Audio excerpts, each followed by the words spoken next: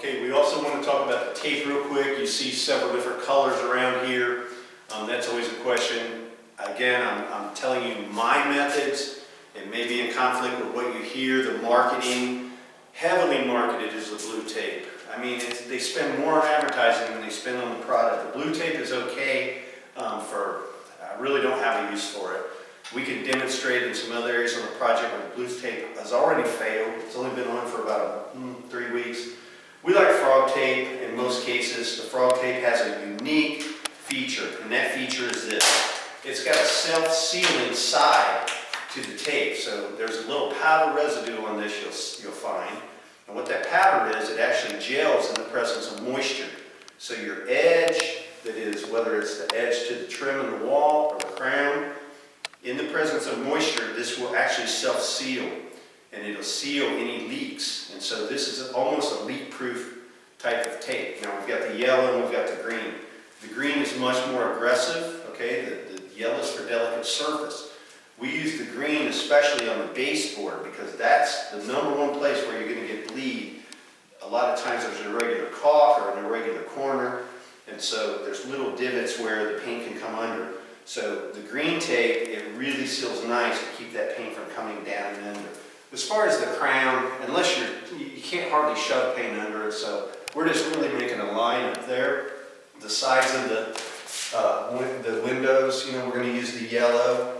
We could use green there probably. If the paint is really fresh, we're going to want the yellow. But another key thing, always keep your frog tape in this container because in the presence of moisture it activates. And so if I leave this laying out and we got a lot of moisture in the air, it's going to activate it and the paint it'll be harder to pull off. It just doesn't work. And a lot of people make that mistake with frog tape. They try it, they leave the roll laying out, and it goes bad. So keep it in this container. Another real quick tip on tape, don't lay your tape down flat. If there's dust on this surface, whether it's frog tape, masking tape, blue tape, if you lay your tape down flat like that, it's going to pick every bit of lint and crap that's on drywall dust, that's on the surface, on the floor, wherever you lay it, and you start accumulating all this on your roll. And then when you mask, those little imperfections are what actually cause bleed. So what we always want to do is set our tape up like that when we're taping. Just set it up vertical, and of course the frog tape, we're going to keep it in the container. We have different sizes. Excuse me, this is about 1.5 inches. We have a 2-inch version of both yellow. In some cases, we can even go down as little as 1 inch. I've got this small little lip, very small lip on the crown, and that's tricky. If you use even 1.5 inches, it's almost too wide, and it begins to curl on you as you're trying to tape. So the smaller tape is going to be preferred when you have a very small little lip on which we see a lot of times on crown molding. I'm going to use the green up here because it's hanging, and so the yellow delicate tape, while that's usually what we use, it may want to kind of fall down. So we're going to use the green there. You always want to test and make sure they don't pull a previous paint job.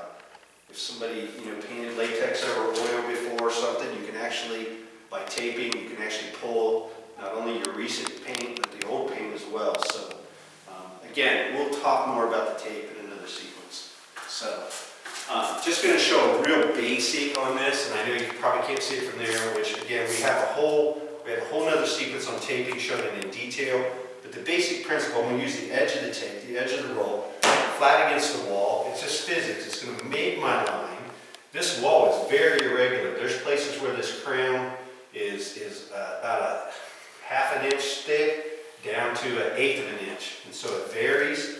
Also, we have some dips in the wall. So we really want to create an optical illusion. And so by taping this way, you can never do this by hand.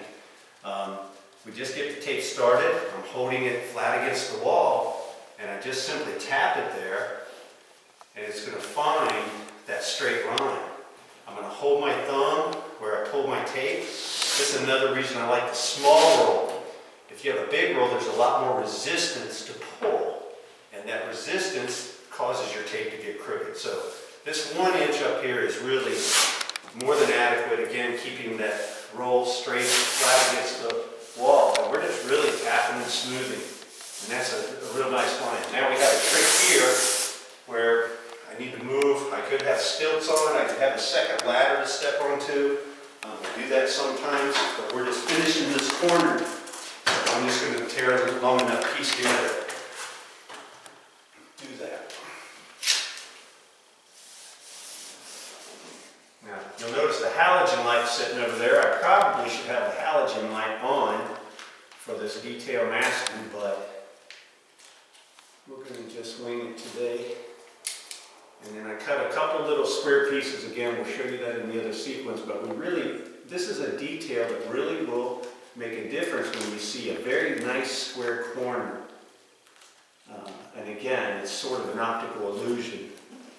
But that'll look nice. Now, the only downside to the 1-inch tape, when we use 1.5 to 2 inch up here, if we're rolling and we're not paying attention, we happen to roll too far, we're going to roll paint onto the trim. But to me, that's not worth using the wider tape to protect on that. It's more important to get this straight line and just don't roll too high. So let's get started.